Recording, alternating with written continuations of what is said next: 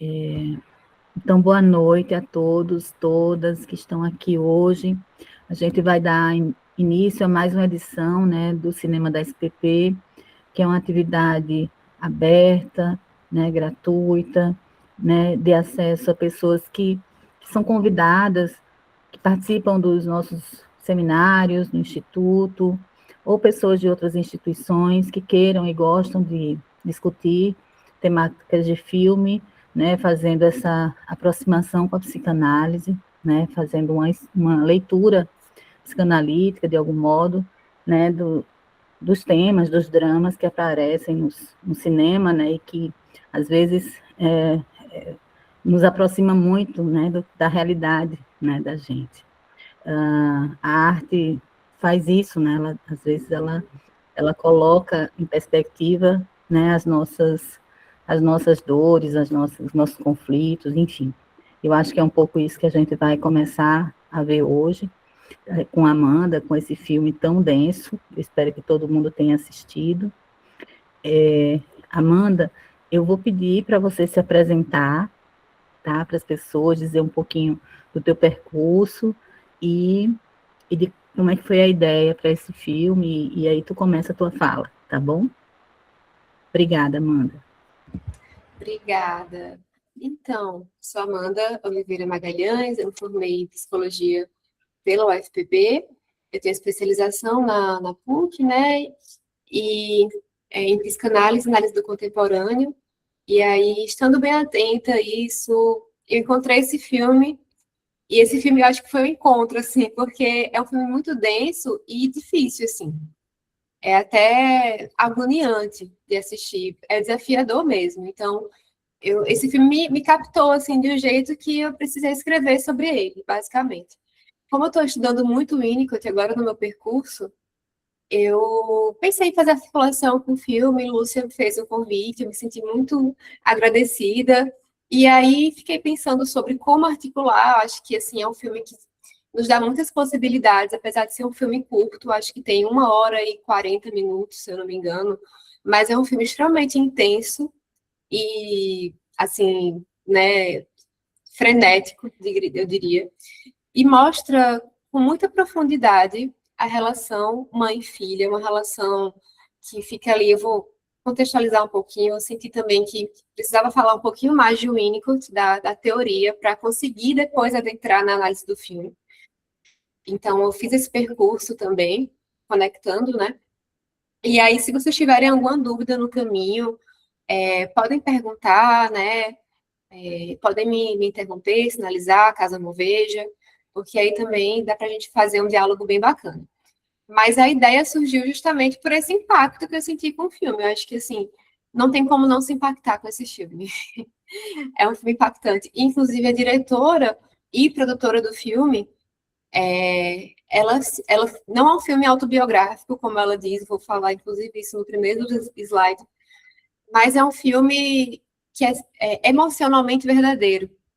Diante de uma experiência que ela passou com a própria filha, ela produziu esse filme, ela não esperava nada do filme. O filme foi feito com um orçamento baixíssimo e acabou, assim, atingindo muitas pessoas, inclusive a atriz principal ganhou o Globo de Ouro. Então, assim, surpreendeu todo mundo, porque foi uma experiência espontânea, verdadeira, né, assim, muito forte. E aí acho que vai ser um prazer compartilhar e dialogar com vocês.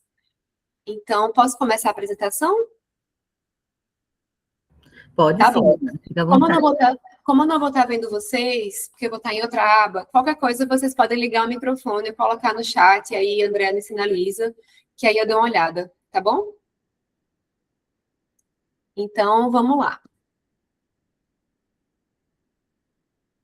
Se eu tivesse pernas, eu te chutaria, uma análise do filme a partir da teoria de Donald Winnicott. Como eu falei, né, o filme não é autobiográfico, mas ele é totalmente verdadeiro emocionalmente.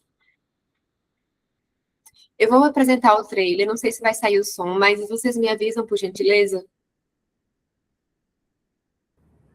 Não tá, agora sim. Mommy, the bathroom has water in it. Go quickly!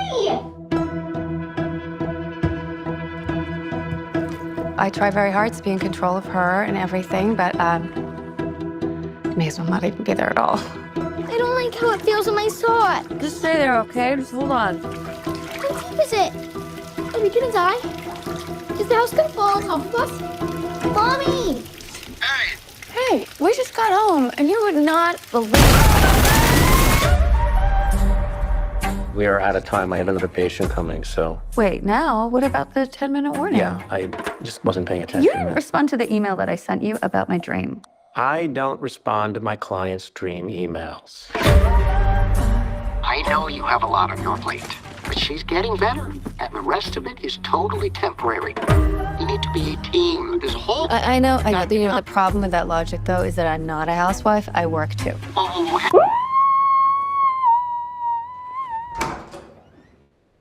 I can see you now.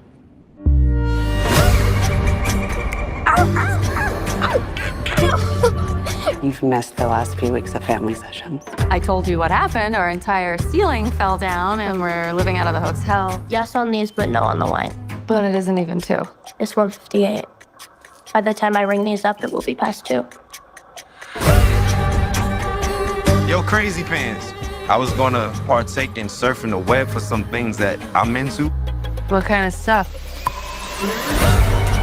I'm supposed to know how to fix this. I'm supposed to know how to fix her. What is it you think it's your job to fix? I'm asking you what I'm supposed to do. Can you hear me? I would like you to get a good night's sleep. Whatever. This isn't supposed to be what it's like. This isn't it. This can't be it. Everything is under control.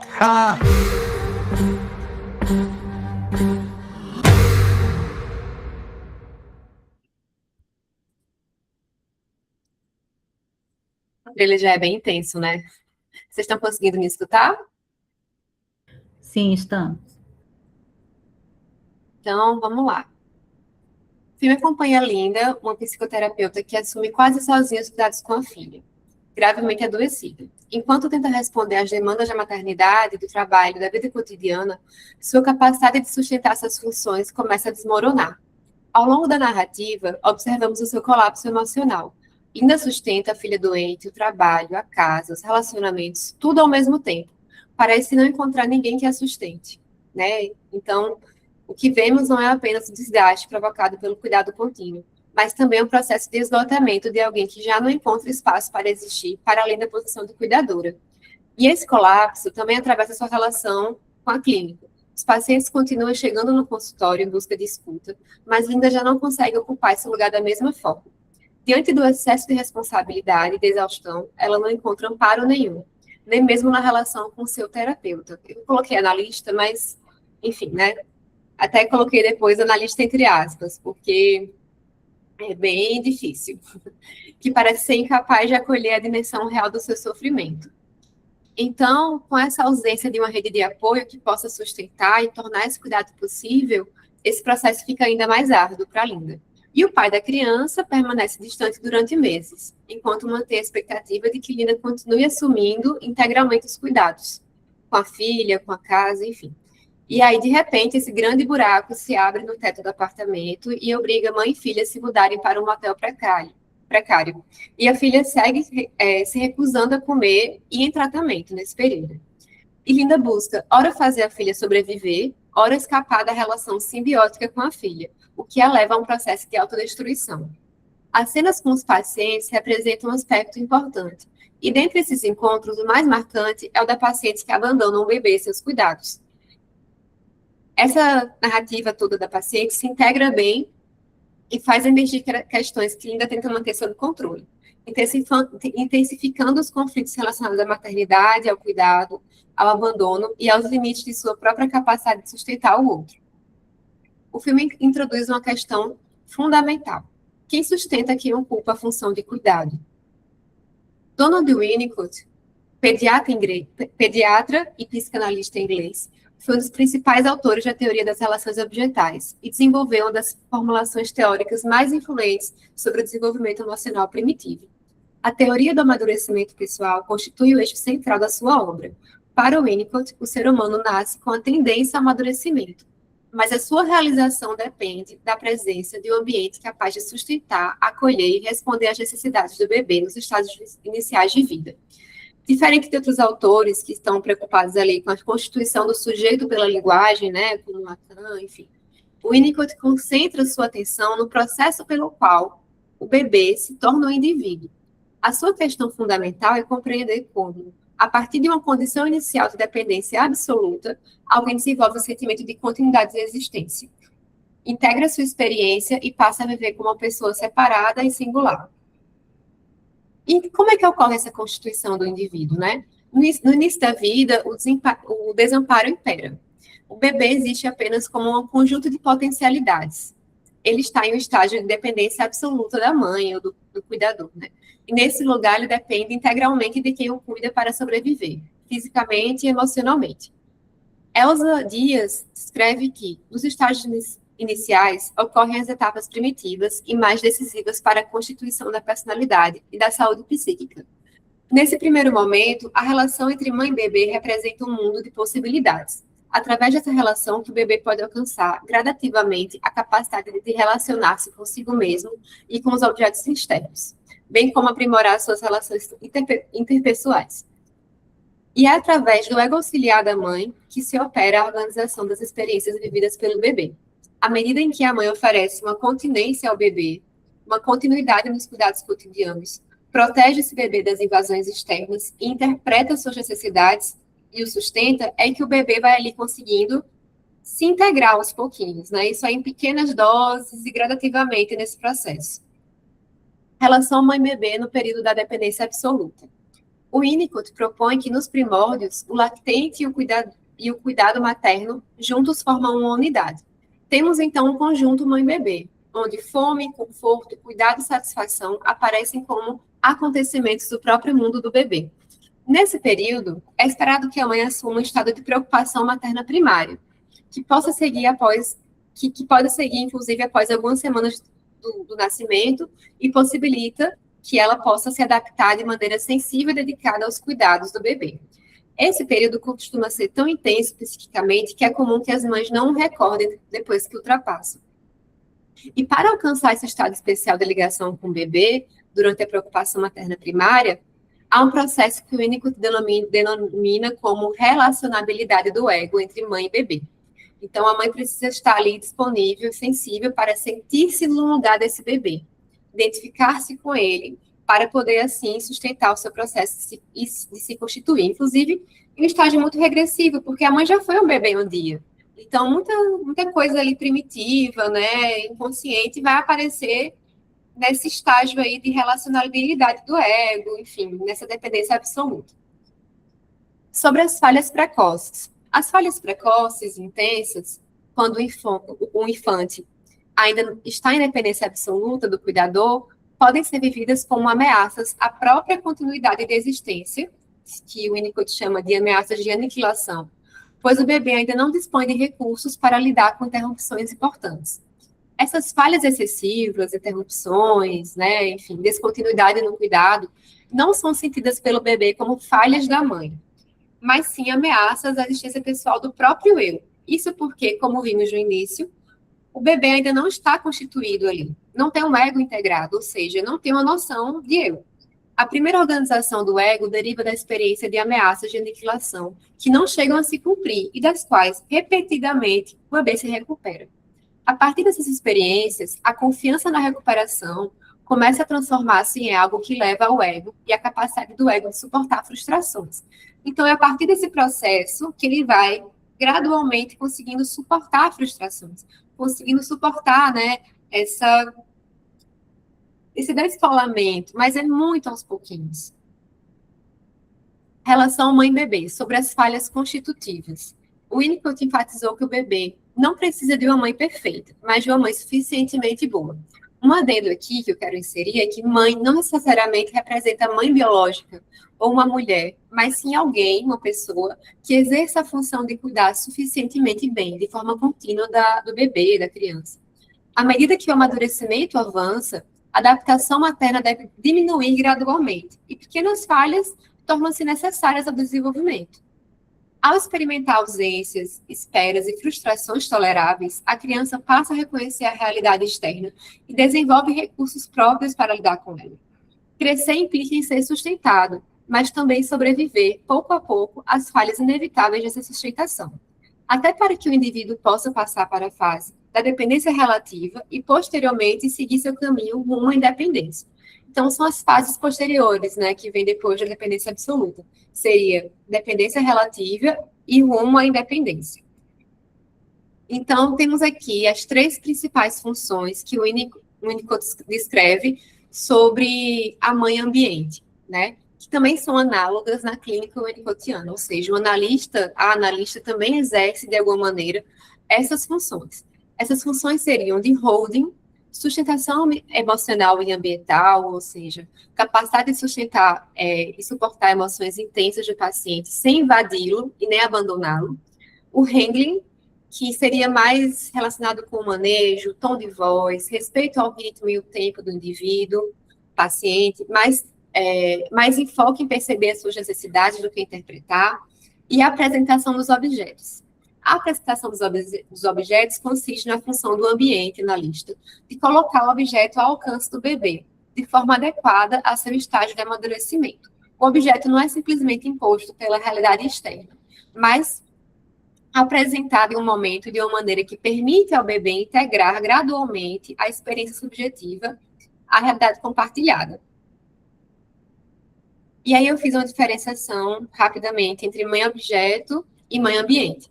A mãe-ambiente é aquela que sustenta o bebê, como já vimos, né, física e emocionalmente, oferecendo holding, proteção, continuidade. Essa sustentação ocorre antes mesmo que o bebê possa se relacionar com os objetos. Já a mãe-objeto é aquela capaz de sobreviver aos ataques do bebê, ou seja, às suas necessidades primitivas, desejos, ao seu amor, à sua agressividade. Então, o bebê passa a relacionar-se com a mãe como mãe-objeto, né, entre a dependência absoluta e relativa. O sujeito cria ali o objeto no sentido de que descobre a existência da externalidade. Eita, existe a realidade, né? Porém, é preciso acrescentar que essa experiência depende da capacidade de sobrevivência do objeto. É importante dizer que, nesse contexto, sobreviver significa não retaliar, significa suportar que o paciente ou a paciente, o bebê, faça o que quiser, né, assim, e você suporta aquilo. E aí, esse suporte que pode abrir a possibilidade do paciente confiar, do paciente começar, né, a ver que o objeto sobrevive. Então, o bebê precisa não apenas de alguém que satisfaça as suas necessidades, mas de um ambiente que sustente o seu amadurecimento emocional. Quando a função do ambiente falha precocemente, que é o que acontece na relação entre Lynn e o analista, a continuidade de ser pode ficar ameaçada. Não sobreviver também é não sustentar o desamparo, não suportar que o outro, o que o outro demanda e retaliar os impulsos agressivos, por exemplo.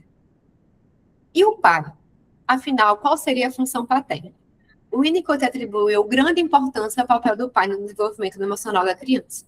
Nessa apresentação, eu escolhi utilizar a expressão função paterna, deslocando o foco da figura do pai enquanto homem ou genitor para as funções que podem ser exercidas por diferentes pessoas e configurações familiares.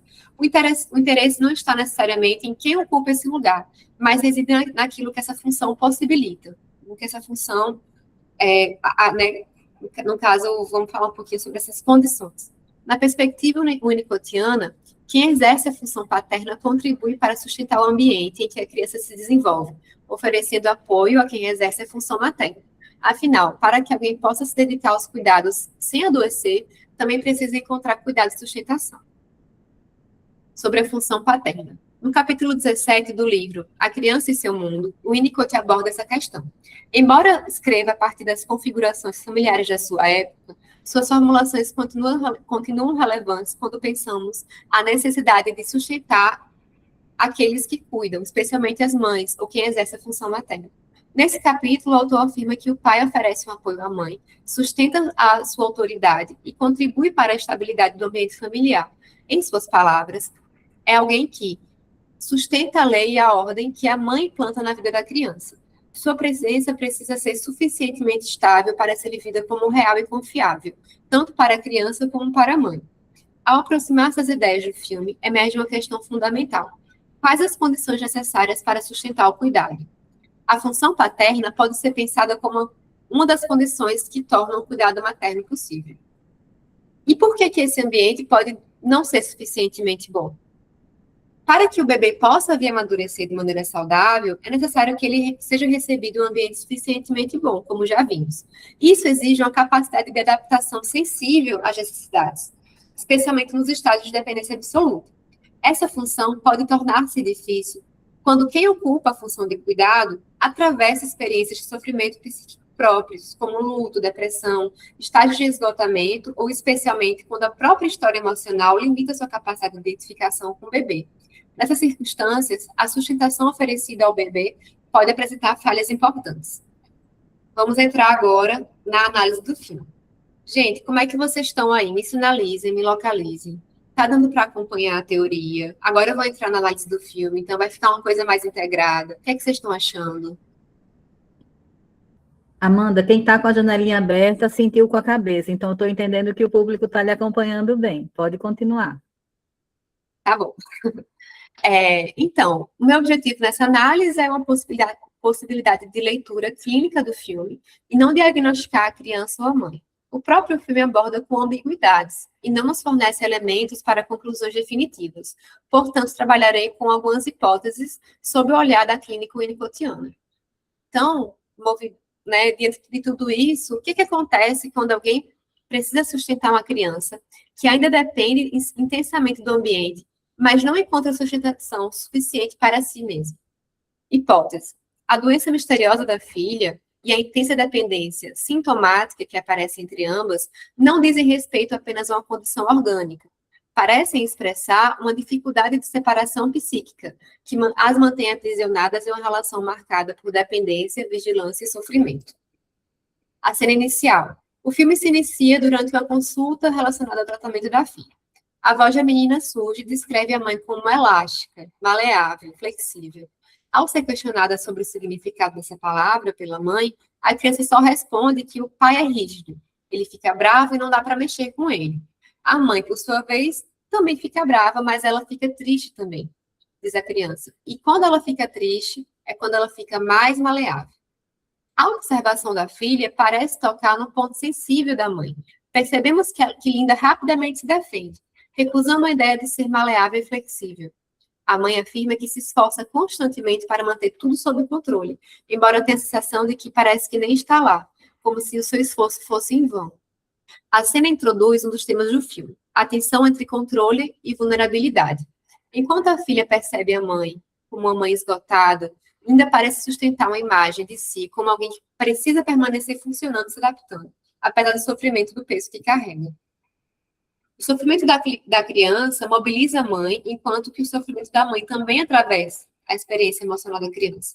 Então, a fronteira entre o sofrimento de ambas parecem estar misturadas, né? O que pode sugerir que houveram dificuldades no processo de diferenciação entre as duas. Em Winnicott, é apenas na passagem da dependência absoluta para a relativa que a criança começa a tolerar a separação, sem vivê-la como um colapso, desde que exista um ambiente suficientemente bom. É nesse contexto que se constitui o espaço transicional, onde a distância do objeto pode ser simbolizada e experimentada sem ameaça de desintegração. No caso de Linda e da filha, a falha nessa sustentação faz com que a separação não seja vivida de maneira tranquila, né? Ou como amadurecimento, mas como um risco de ruptura de vínculo e de colapso, de continuidade de ser. O buraco no teto representa simbolicamente o vazio interno de Linda. Eu fiz essa análise, para a gente poder pensar. O colapso seria o impensável estado de coisas subjacente à organização defensiva. O Winnicott coloca, né? Desde o início, Linda parece estar experienciando um intenso processo de colapso, buscando preencher o vazio por meio de comida, cigarro, drogas e fugas constantes. O ego organiza defesas contra o colapso, mas não pode se organizar contra o fracasso ambiental, na medida em que a dependência é um fato da vida.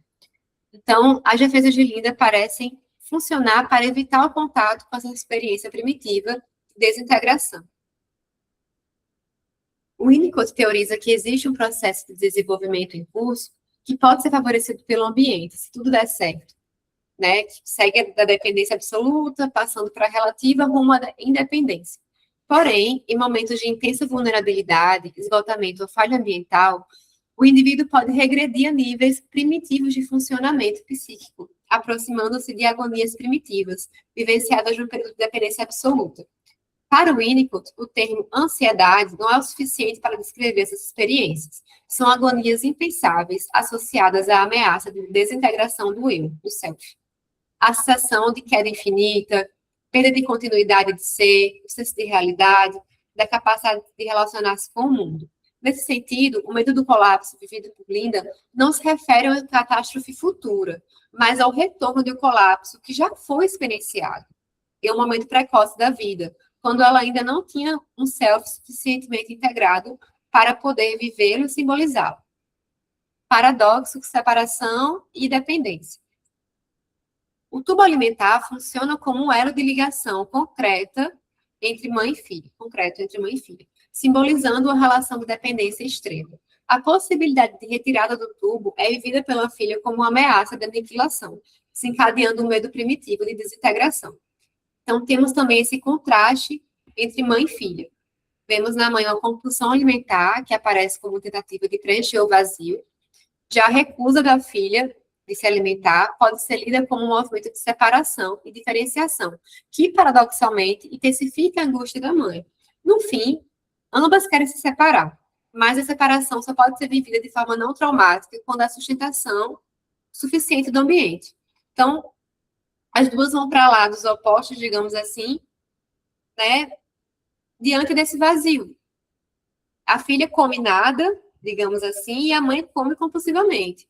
Então, a retirada desse tubo pode ser lida como um sinal de esgotamento da sustentação ambiental para a mãe, né?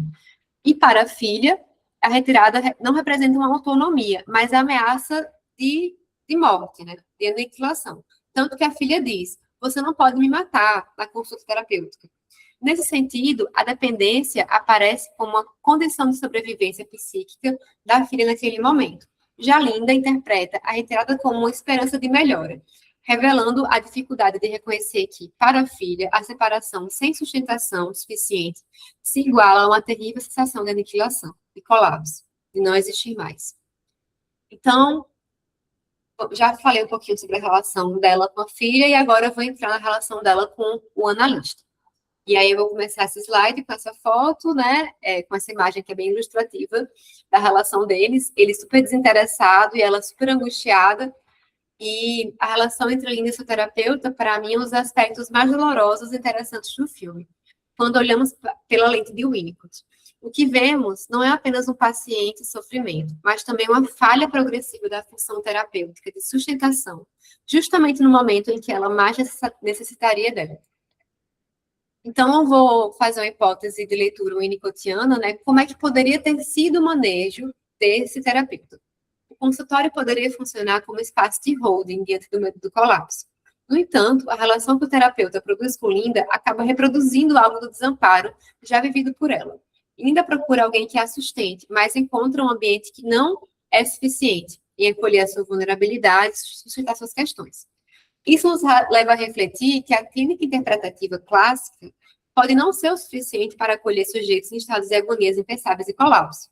Nesses casos em que o ego ainda não está suficientemente integrado para sustentar um manejo que privilegia interpretações, o que se torna fundamental, em uma perspectiva winnicottiana, é oferecer um setting capaz de funcionar como um ambiente de holding, no qual a experiência possa ser vivida e sustentada antes de ser compreendida, pois o que está em jogo é construir com o paciente a possibilidade dele sustentar a própria existência sem colapsar. Então, né, novamente, as falhas desse analista em específico. Interpretar no lugar de sustentar. Diante de um intenso sofrimento e progressivo colapso psíquico, observamos um abismo entre a intensidade da angústia trazida por Linda e a resposta do terapeuta, que se mantém em uma posição rígida, pragmática e distante, no lugar de assumir uma postura acolhedora e continente, que pudesse sustentar, fazer um contorno com ela. O que ela parece necessitar nesse momento não é de interpretações, mas de uma experiência de holding, um ambiente capaz de sustentar e acolher e dar uma forma ao caos vivido. Isso porque ela necessita, antes de tudo, um ambiente que sustente sua continuidade. Quando o analista não consegue sustentar essa função, ou seja, quando ele não sobrevive, no sentido de manter-se emocionalmente disponível, confiável e não intrusivo, o paciente pode reviver no setting exatamente aquilo que mobiliza seu sofrimento, a experiência de um ambiente que falha a ser sustentável. Então, temos aí, né, eu coloquei a imagem do coitado do hamster, só por brincadeira mesmo, mas vou falar um pouquinho sobre essa não sobrevivência do objeto. Então, Linda parece buscar na transferência com o analista testar se existe alguém do outro lado, capaz de suportar a sua vulnerabilidade sem abandoná-lo.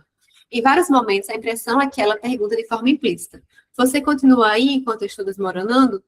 Diante disso, a resposta do analista é retaliar, colocando em xeque de maneira defensiva se é tão importante assim para ela saber se ele gosta dela, por exemplo.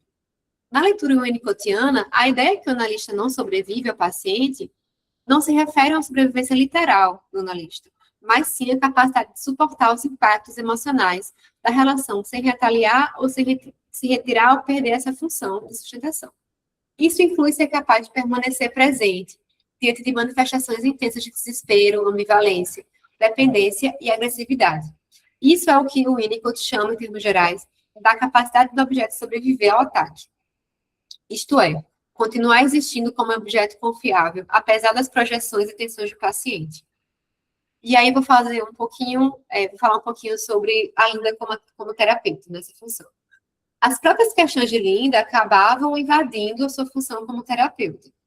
E aí, o caso mais marcante do filme é a sessão com Caroline, né? Essa relação com Caroline, que é a mãe do bebê. Se tivermos atentos o suficiente, percebemos que Linda projeta o que vive na relação com a filha para o que imagina que Caroline sente com o filho bebê. Quando ela fala: esses sentimentos que você tem são muito assustadores, muito sombrios. Por isso você precisa continuar se mexendo, precisa continuar. Não pode ficar presa no medo, na dúvida e na escuridão.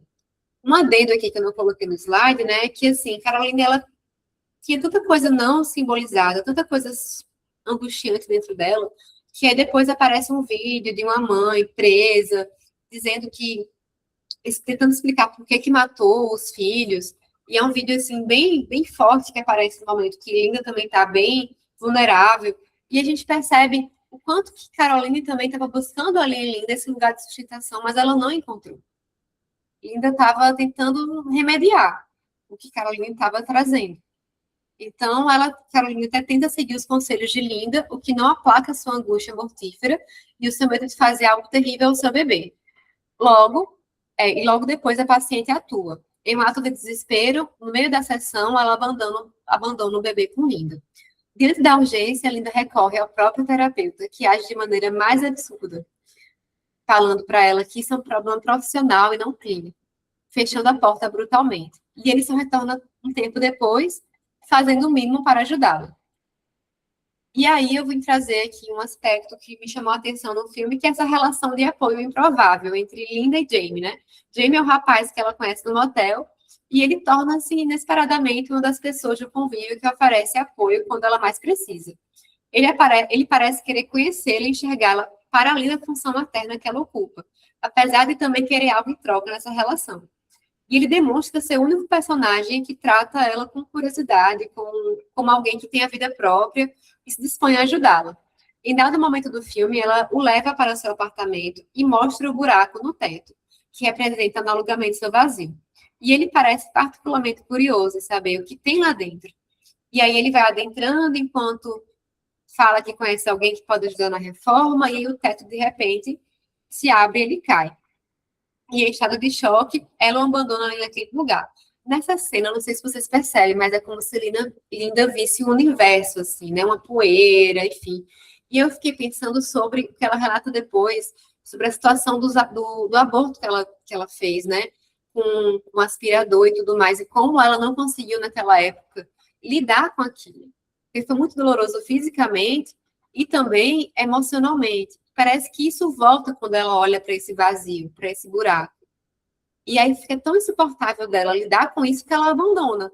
que nem ela fez com o Jamie.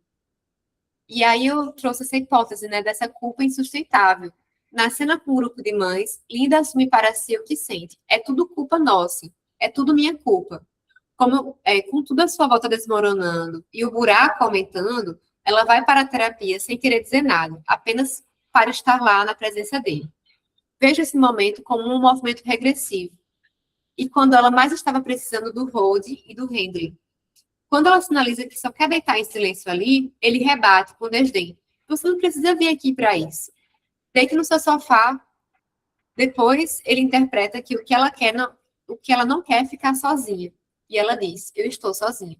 De repente, ela relata algo muito íntimo. Já esteve grávida 2 vezes, 20 anos atrás, e havia feito um aborto cirúrgico com aspirador. Ela imaginava que não iria doer tanto, mas doeu. Imagino que física e emocionalmente. Pois logo depois ela relata que o filho estaria na faculdade e que talvez ela tivesse se livrado do filho errado. E aí depois ela fala, eu sou dessas pessoas que não deveria ter sido mãe. Desabafo. Logo após, mais uma tentativa de implorar que o terapeuta a acolhesse, ele a abandona, dizendo que eles não poderiam mais continuar se encontrando. Leitura sobre o final do filme. Quando a possibilidade de remover o tubo se torna alcançável, quando ela descobre ali que dá para remover o tubo manualmente, só seria necessário puxá-lo, algo se acende dentro dela. Na cena agonizante, né, do tubo sendo removido, percebemos que logo após que remove, o buraco da barriga se fecha. E ela deixa a filha dormindo e sai correndo para o apartamento, onde se depara com seu marido e uma grande reforma já sendo finalizada, né, no seu teto, tapando o grande buraco também no teto. Quando retornam ao motel, Jamie está no quarto com a menina, fazendo companhia e cuidando dela, chegando até mesmo a trocar seu curativo. E aí ele com aquele jeitão dele, né, mas assim, a gente percebe que ele era o único sensível para uma situação que Linda não conseguia suportar sozinha. Nem um terapeuta foi, nem mesmo a cuidadora no centro lá de terapias, porque é como se ela não conseguisse também escutar a Linda nessa culpa, nessa angústia. Então, Jamie era a única pessoa ali que, de alguma maneira, se fez presente. Então, quando retornou ao motel, né, ele estava lá. E a menina conta ao pai que está sem um tubo, e muito feliz por isso, ela parece animada, mas que ainda não quer comer. Sendo confrontada pelo que fez e pelo risco que assumiu para a filha, Linda sai disparada até a praia e assistimos uma intensa cena de ela se jogando contra o mar. E ao fundo aparece a voz da filha a chamando. A filha parece saudável e cena, mas tudo parece ser um delírio. Dessa vez, é Linda quem promete melhorar. E aí eu vou fazer só uma breve reflexão para fechar sobre não querer estar vivo. O Winnicott, ele não fala necessariamente de suicídio, mas ele fala sobre o que leva, né, a não querer estar vivo. O final fica em aberto, mas fica nítido que Linda já não suporta mais o que vive, ao menos não sozinha e não desamparada. A culpa em retirar o tubo pode ter sido esmagadora, e na condição que ela estava, desencadeando esse estado. Podemos utilizar o Winnicott para tentar compreender o que se passou nessa cena.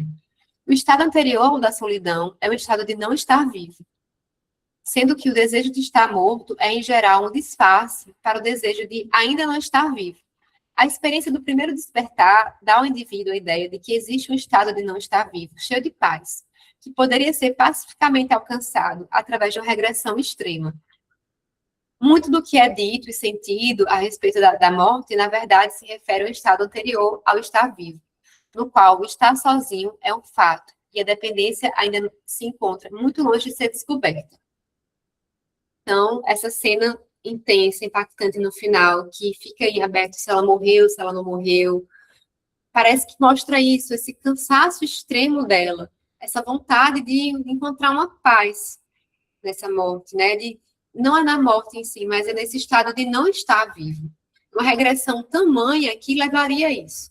Então, parece que é isso que volta para ela nesse momento. Então, gente, basicamente foi isso. Aqui estão as referências do trabalho.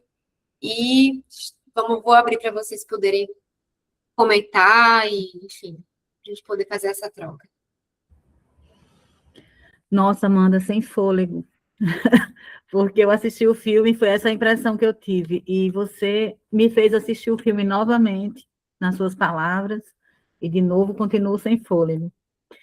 Gente, deixa eu só contextualizar onde é que eu estou. Eu estou em Porto Alegre, no Encontro Gaúcho sobre o Pensamento de Winnicott. Esse encontro acontece anualmente e é o 12º encontro, né, gaúcho. E o tema do encontro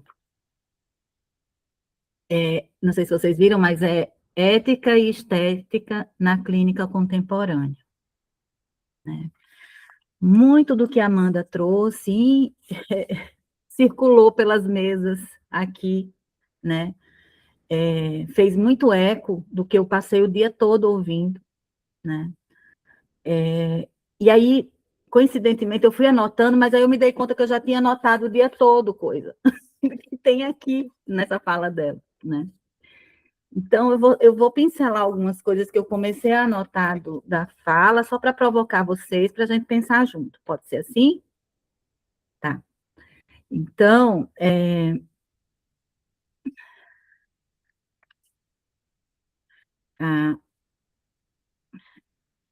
eu fui anotando frases que você foi dizendo, que eu fui anotando do trailer, né? A casa vai cair em cima de nós, né? A minha pergunta, né? Eu não respondo e-mails fora do horário da sessão, diz o analista, né? E fui anotando outras frases, né? Mas, assim, para me indagar, assim, justamente desse lugar de sustentação, né? E também fazer uma diferenciação, você trouxe o bebê e muitas vezes a gente se confundia de que ela está falando, mas é justamente isso, a clínica winnicottiana propõe justamente isso, né? Um apoio, né? É um protótipo, né? A teoria do amadurecimento emocional é um protótipo do que o analista vive com pacientes que não são necessariamente neuróticos, né?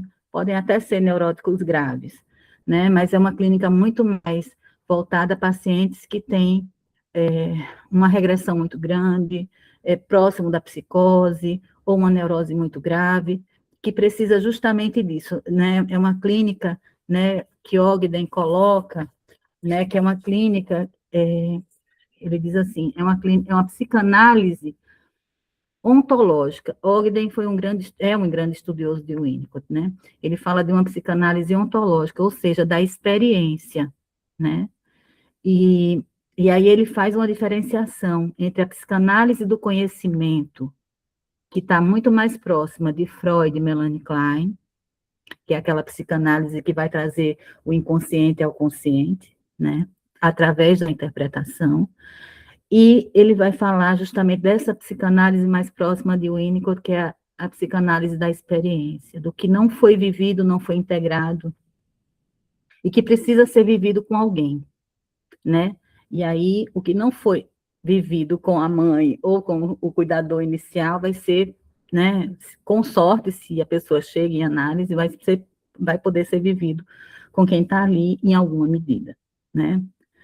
Então, fico pensando nisso, né, assim, a clínica de Winnicott nos ajuda a pensar nesses casos mais difíceis, né, assim como a clínica ferenciana que o antecedeu.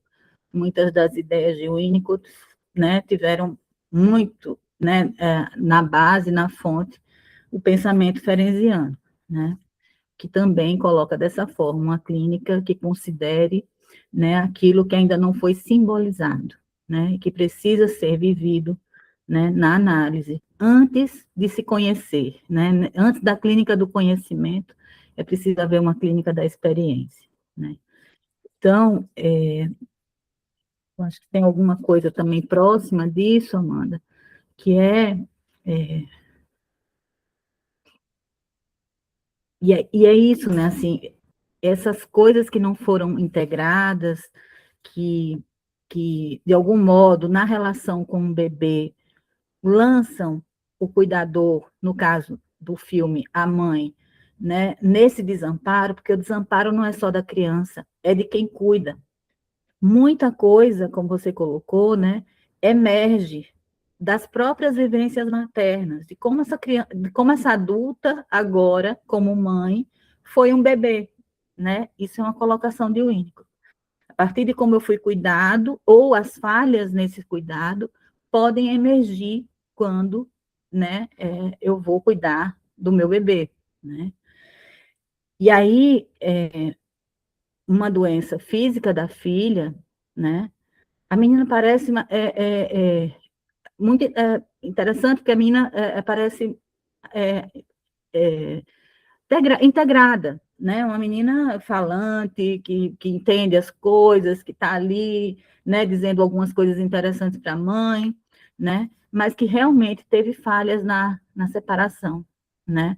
Muito, porque a mãe também tinha muita dificuldade de se colocar nesse lugar, né? De uma mãe que desse autonomia para essa filha. Então, tem outras coisas, mas eu não vou ficar manipulando toda a fala. Eu espero que vocês possam pensar junto, no lugar do analista, no lugar de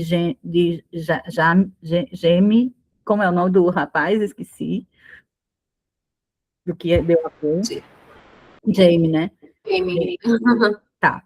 Então, também desse lugar, né, que a Amanda chamou a atenção, eu não tinha me atentado para isso na primeira vez que eu assisti o filme, mas a partir da tua fala me dei conta de que, né, foi uma sustentação para ela, de algum modo, né? Improvável, mas foi. Mas, assim, quando ela saía, ele se atentou à criança chorando, ele foi lá, né? Ele tinha o jeitão dele lá, mas ele, assim...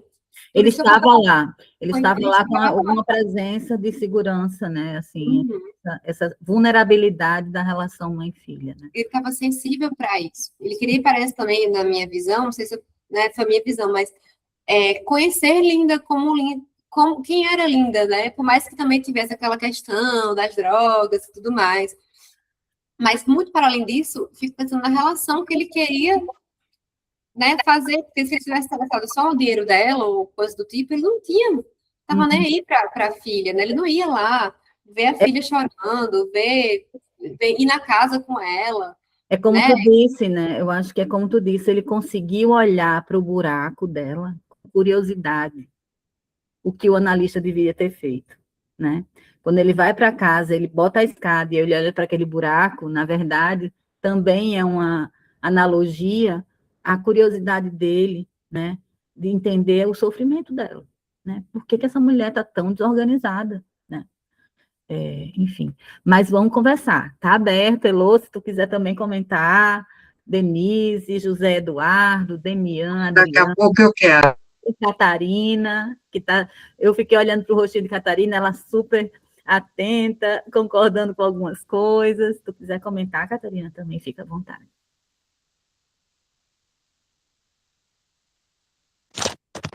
Eu tenho uma pergunta assim que ficou me inquietando. Pelo esgotamento dela, assim, o autor não diminuiu o sofrimento dela em nenhum momento, e aquilo continuou para além do fim do filme, né?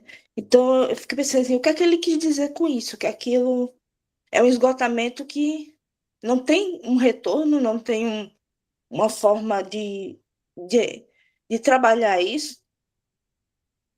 Eu fiquei pensando nisso.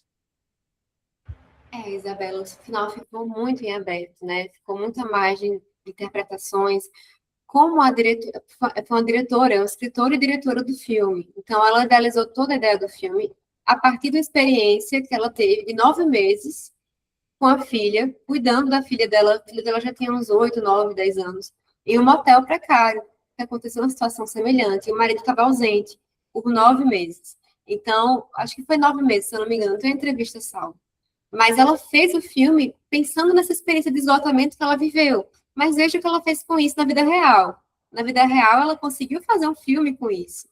Ela até falou na entrevista que depois ela encontrou um terapeuta, né? E foi podendo ver algumas questões. Mudou de terapeuta também, porque ela também teve um terapeuta ela se deparou com um terapeuta que era bem semelhante a esse terapeuta do filme, e aí ela mudou o terapeuta. Então, interessante a gente poder perceber que, na vida real, mesmo sendo, como ela fala, uma experiência emocionalmente verdadeira, a que ela ilustrou no filme, não se esgotou ali. Ela não quis parar de viver por conta daquilo. Ela fez algo com aquilo. Ela deve ter encontrado suporte de algum modo para dar continuidade, enfim, e transformar isso tudo em um projeto dela, que está aí, né? A gente está assistindo, e, enfim, está sendo muito reconhecido, por mais que seja um filme angustiante, porque é um filme angustiante mesmo, né? Mas, para a gente poder ver até essa ironia, na vida real, o que ela fez com isso?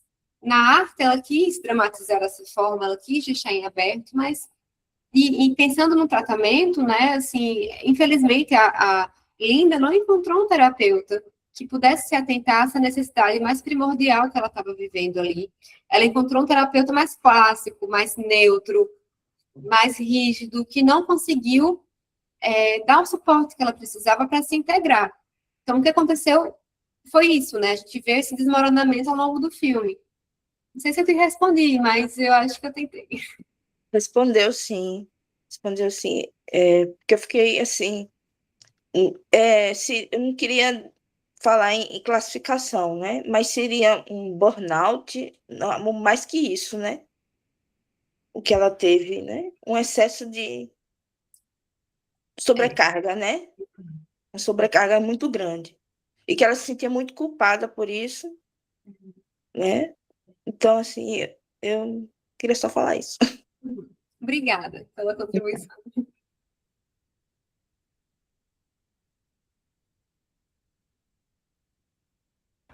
Quem mais, gente, quer poder falar alguma coisa, algum comentário? Eu quero só comentar, assim, é muito angustiante o filme, e eu fiquei muito impressionada assim, com a impotência dela, assim, né? Parece que... E até assim, o final, que é aquela luta dela com o mar, parece que o filme inteiro foi assim, uma luta com a vida, com o real, né? Assim, e muito, assim, numa impotência, né? Ela não conseguia resolver nada, né? Assim, nada fluía. Achei muito angustiante.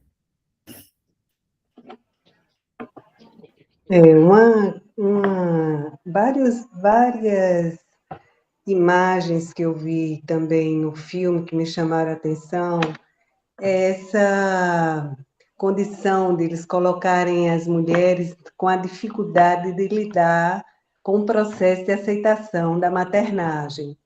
Então, isso é muito repetido, né? Inclusive, quando vem a Caroline, e que coloca para ela dificuldade com o bebê, e ela que tem a dificuldade com a filha dela.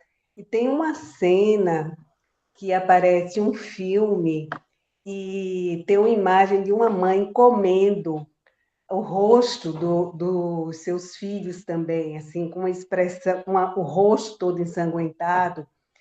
E eu achei que o filme é muito impactante, é muito denso, ele mobiliza muito, até porque a gente lida com essas emoções, principalmente quem já foi mãe, né? E quem trabalhou muito enquanto foi mãe, e etc. Eu também, particularmente, vivi essas experiências. Então, assim, tudo me falava de uma maneira muito compreensível, né? E muito clara, e permitindo assim também que a gente lide com mais naturalidade e com essa possibilidade, sim. Algumas vão conseguir, né, gostar de serem mães e outras não vão gostar, embora todas tenham que encontrar uma maneira de lidar com isso. E entra aí todo esse processo terapêutico para ajudar, né? Quando alguém está diante dessa dificuldade. Então, achei muito grandioso o filme, coloca muitos aspectos. O abandono dela, ela é uma pessoa abandonada, ela só tem obrigações, demandas, e ela não tem a compreensão nem do terapeuta, que seria a última possibilidade de acesso, de ajuda que ela poderia acessar. Não ser o vizinho dela, que, ao modo dele, consegue ter algum grau de se sensibilizar de alguma maneira, né, com a demanda emocional dela, mas o que não é suficiente para gerar um espaço de acolhimento, né, e de integração dela com aquela realidade, né? Assim, muito impactante, realmente. Eu vi mais ou menos 13 horas esse filme, estou pensando nele, e estou pensando, ele está voltando, as cenas voltam, né? Porque foi muito significativo mesmo para mim. Achei um filme muito forte, muito bom. Pois é, Catarina. Antes eu tinha a impressão, obrigada pela fala também, me fez pensar que antes eu tinha a impressão que era proibido para as mulheres falarem que, sei lá, né, ai, não nasci para ser mãe, sendo mãe. E ela fala essa frase, né, e assim, não no sentido dela querer esgotar ali, né, acabar com a filha, mas dela poder falar isso, dela poder expressar isso em um ambiente seguro, um ambiente que estivesse ali com ela presente para escutar isso. Tá, vamos ver o que você pode fazer com isso, né, assim, vamos ver, talvez você não queira ser mãe desse jeito, do jeito que você está levando a maternidade, né, ou então talvez você não queira mesmo, né, vamos falar sobre isso. Então, acho que hoje a gente pode falar sobre isso, pode repensar essa questão da maternidade. E eu fiquei pensando também no lugar duplo que ela era demandada, né? Ela tinha que cuidar da filha e tinha que cuidar dos pacientes, quando ela estava muito fragilizada, vulnerável, né? Ela não tinha como dar nada para ninguém, porque ela não tinha nem para ela, né? Como a gente precisa ter isso, né, também em mente, quando, no lugar de quem cuida de pessoas também, da gente fazer essa autoavaliação, né? Porque eu costumo, assim, eu não aceito um paciente de cara, vamos dizer assim, né? Eu faço algumas entrevistas e vejo se eu vou dar conta daquele caso. Porque cada paciente chega com uma demanda que tem a ver também, pode tocar em coisas minhas que talvez eu não esteja ainda, né, pronta para lidar dentro. E a gente tem que ter essa ética, né? Tem pacientes que vão exigir da gente um setting mais elástico, né, uma disponibilidade para estar com ele. E aí, às vezes, a clínica só suporta 2 pacientes, 3 no máximo, nesse nível de regressão, porque a gente tem que estar disponível domingo, a gente tem que estar disponível viajando, quer dizer, eu estou aqui, mas eu tive que atender 2 pacientes que precisam, né, e aí eu fico me desdobrando entre uma coisa e outra, né, então... Não existe isso, né, de não respondo e-mail. Tem que responder e-mail, sim. Pois é, porque o setting, ele deve ser elástico nesses casos. Lógico que a gente não vai colocar isso para todo paciente. Cada caso a gente vai ver a especificidade e ver, com o Winnicott, isso é muito claro, né? Qual é a necessidade daquele paciente? Se há nível de necessidade, eu tenho que atender. Se ainda está anterior ao desejo, vamos dizer, porque ele não é um sujeito constituído em alguns aspectos, né? Se tem essa coisa não desintegrada ou não integrada ainda na constituição dele, eu vou precisar atender a isso, porque quem eu vou atender é aquele bebê. Por isso que quando a Amanda falava, às vezes, ela misturava bebê, analista, tá lá, linda, bebê, linda, mas é porque era o bebê que procurava o analista. Só que o analista achava que estava se relacionando com uma pessoa adulta. Ele estava se relacionando com partes não integradas desse bebê que ele ainda foi. E ele não soube o que fazer com esse bebê. Ele não soube, né? Então, veja, Ferenczi que diz isso, né, Lô? Né? Raspa o adulto que você vai encontrar a criança. Né? O Winnicott diz um pouco mais, ele diz, raspe o adulto, você vai encontrar o bebê. Porque aí a gente vai precisar da hold, da handling, tudo isso que a Amanda desenvolveu, né? Então, é preciso ter essa atenção, né? Quem é que eu estou recebendo? Que nível de amadurecimento essa pessoa tem? Eu me lembrei muito do texto de Freud, de 1910, né? Análise selvagem ou silvestre, que ele dizia justamente isso, tem interpretação que o paciente não está ainda preparado, porque ele não tem um psiquismo que dê conta daquilo. Então, como é que o analista vai dizer aquele tipo de coisa para ela que disse na sessão? Um dia vão lá, estou supondo que ele acha que é um analista. Né? Enfim, pode ser Pode ser até que ele seja um bom analista para uma pessoa integrada, mas para uma pessoa naquele nível, não, ele não consegue cuidar. Com certeza. Né? Mas, bom, aqui. Posso seguir? Só para complementar, parece que ele não era terapeuta dela. Eu via ele como uma pessoa que trabalhava junto com ela e não estimava o trabalho dela. Então, ele era analista dela, sim. Ele era analista dela, mas trabalhava no mesmo lugar. Mas ele não se colocava na posição de analista. Exatamente. Ele não devia ter aceitado como paciente, porque a relação de trabalho deles era outra e ele não admirava ela. Ele já... Você vê que desde o primeiro atendimento, o rosto dele, a hora que ele abriu a porta... Por isso que a gente precisa trabalhar a partir de uma ética.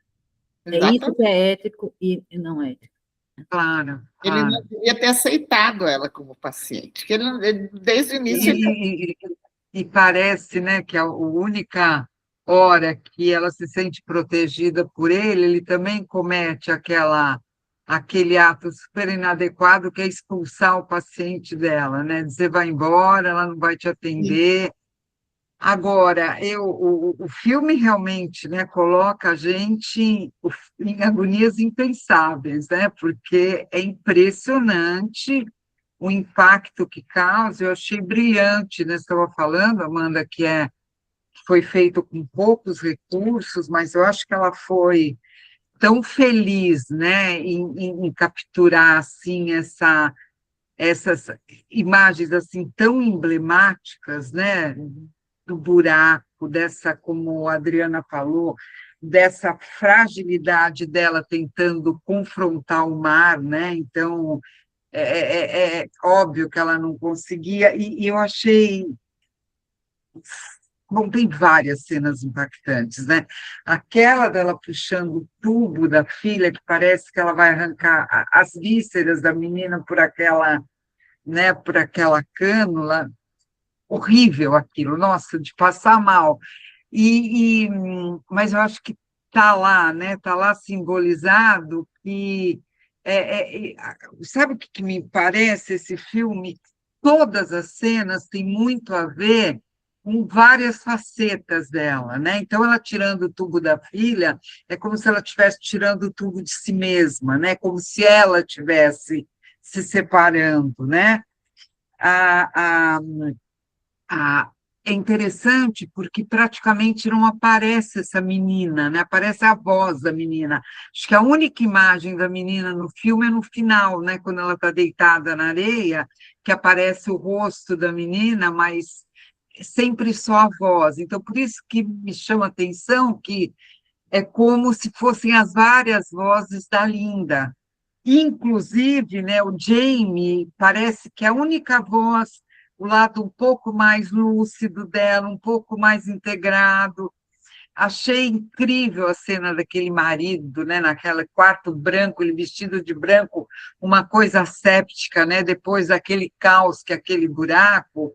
Então, nada a ver, né, com a realidade que ela vivia. Como se nada tivesse acontecido, né, Lu? Como se nada tivesse acontecido, exato. Né? Aquilo tudo branco, tudo parecia um hospital, e ela tinha vivido aquele caos, naquele... Então, tem várias coisas. Eu acho que o marido, né, a hora que expulsa o Jamie, é para silenciar a única voz um pouco mais integrada, porque... Claro que esse marido exigia de um lado, mas mantinha ela de uma posição extremamente infantil, né? Extremamente impotente, como a Adriana falou. Então, o filme tem alguns aspectos muito interessantes, mas é extremamente angustiante, né? Nossa, terminei o filme dizendo odiei, que coisa horrorosa. Mas a gente... Talvez porque fale da nossa natureza. Com certeza, como humanos, com certeza. Né? Sim, como mãe, como ser humano, né? Como se fosse uma kleiniana como é que Lacan se referia a ela? A estripeira, né? Assim, que mexe com as vísceras da gente, né? Sim, é verdade. Nossa, remete a gente para coisas muito, muito primitivas, intensas, né? Muito primitivas, né? Muito desamparadas, né? Muito legal. José Eduardo, pode abrir o microfone e a câmera, José. Depois a Adriana. Bom, eu só vou ter como abrir o microfone no momento, porque eu acabei ficando sem bateria. Inclusive, muito prazer, viu, conhecer vocês, estar participando aqui do Cine SPP, a minha primeira atividade aqui com vocês. E Bem-vindo. muito obrigado. Assim, achei muito interessante o filme, no mesmo passo que é muito sufocante. É uma angústia, é uma aflição o filme inteiro. E não tinha conhecimento do filme e também não sou muito conhecedor de Winnicott. Eu tenho formação em psicologia e segui na linha da psicanálise freudiana, lacaniana, então não tenho muito conhecimento de Winnicott. E achei muito interessante como a Amanda intercalou os conceitos winnicottianos com o filme. Essa foi uma dúvida que me surgiu durante o desenvolvimento e ao final do filme, porque diante de toda essa angústia eu pensei, meu Deus, como que dá para intercalar esse filme com conceitos que eu também não tinha conhecimento. Então foi tudo muito interessante. E em relação ao filme, são muitos aspectos para comentar, mas assim, primeiramente, eu não sei agora quem fez o comentário em relação a o que poderia ter sido feito de diferente, mas a percepção que eu tive foi de que muitas coisas poderiam ter sido feitas de maneiras diferentes por diversas pessoas no filme, tanto pela personagem principal, que chega até a ser difícil de falar que ela poderia ter feito alguma coisa diferente, porque ela é demandada o tempo inteiro de maneira sufocante e é agonizante. E pensá-la como terapeuta, como analista, e sendo também atravessada pelas questões que aparecem na clínica, e se colocando um pouco no lugar dela, é só um grande meu Deus. E principalmente a relação dela com o analista, que é uma relação que não funciona no momento que ela desaba com ele e traz à tona a questão dela ter tido um aborto, e pelo que aparenta, é a primeira vez que ela fala desse aborto, parece que ela estava ali procurando só um motivo para conseguir chorar, para conseguir externalizar um pouco do que ela estava sentindo, e quando ela consegue fazer isso, a resposta dele é: nós não devíamos mais nos ver, essa relação não está mais funcionando. Então, assim, é difícil, difícil. Eu acho que muita coisa poderia ter sido feita de diferente, levando em consideração, é claro, né, que é um filme que é mais para chocar mesmo e pensar em situações de limite mesmo. E a cena final também desse encontro quase que catártico dela com o mar, depois que ela se encontra com o marido e o buraco está tapado e as coisas vão chegando à sua conclusão, que é meio inconclusivo, mas que tem toda essa explosão de sentimentos. E também tem várias expressões de agressividade, de violência no filme que aparecem, que acredito que são questões que são um pouco difíceis de se ver quando estão voltadas na maternidade, a maternagem, quando aparecem, até mesmo apareceu na imagem do analista. Então, esses aspectos acho que foram os que mais me chamaram a atenção durante o filme. Mas muitíssimo interessante, mesmo diante de toda a angústia que ele provoca. Obrigada, José Eduardo. Pois é, muito angustiante, né? Mas eu fico pensando que, assim, é isso, o que você disse sobre esse analista, né? Sobre ele ter feito esse rompimento logo depois de ela falar essa situação pela primeira vez. Foi brutal, né? O que ele fez, assim. Tanto que depois ela saiu completamente, foi o que faltava para ela, né? Ali. Então, Adriana.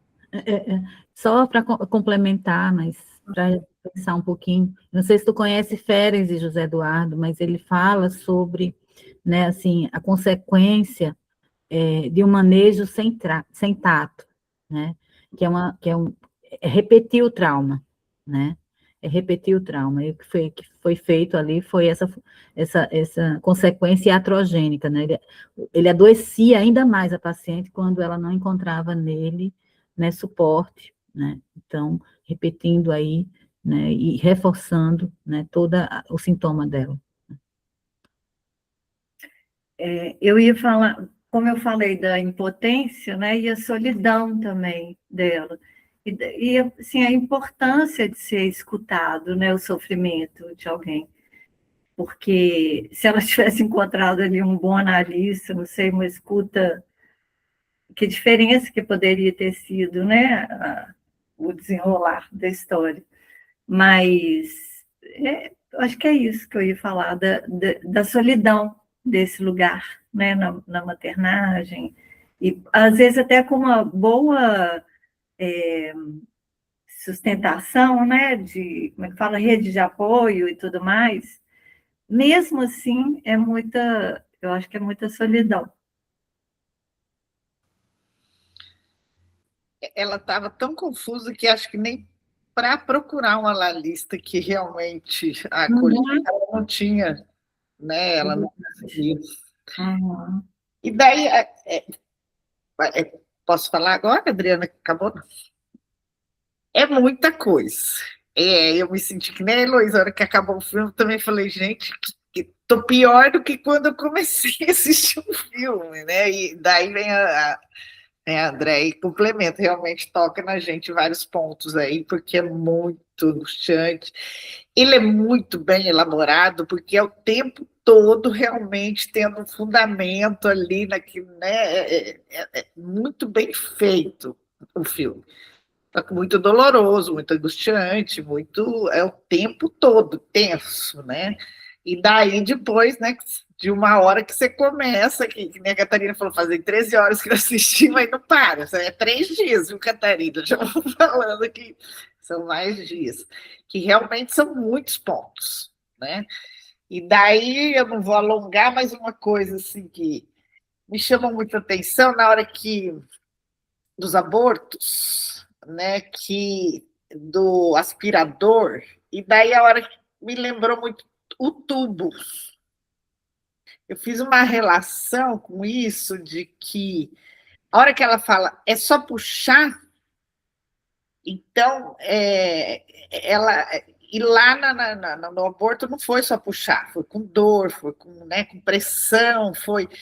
E daí, a hora que ela descobre que é só puxar, parece que abre um pouco, ela começa pelo que eu percebo, ela começou a se abrir ali, no sentido, não é tão difícil como o meu aborto. Então, parece que a morte veio um pouco com a vida nisso daí, e daí eu fiz essa relação do aborto e da vida, da morte e da vida, que daí não era tão difícil deixar a menina viver e deixar eu viver. Então não seria tão sufocante. E daí vem aquela fala das falhas do cuidador que pode emergir, e daí ela estava suprindo né, com todo o movimento ali do filme. E daí a imagem da filha, sempre obscura, de ser a voz mesmo, só voz, voz, voz, é bem isso mesmo das vozes dela, então tem toda essa simbiose, essa mistura da infância dela, e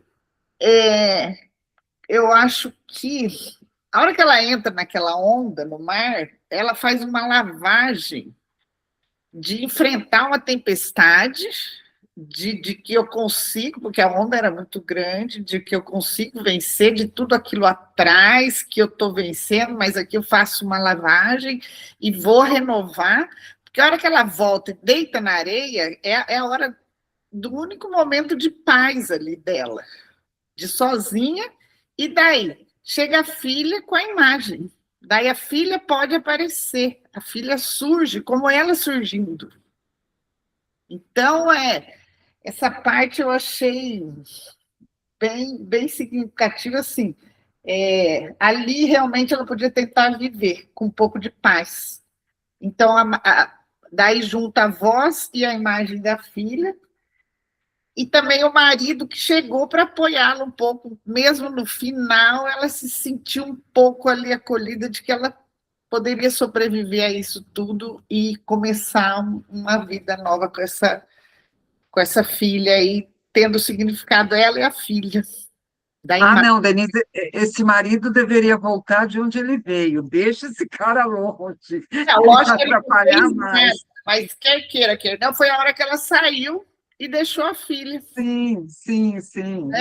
Lógico que de ter uma esperança, lógico que esse marido, daí lembra até quando ele ligou e ele estava numa festa, ela lá acabada, sabe? Então, aquela hora da festa, eu falei, nossa, acabou com ela de vez, né? Então, mas assim, quer queira, quer não, ele chegou e ela sentiu uma esperança de ter um pouco de acolhimento mesmo.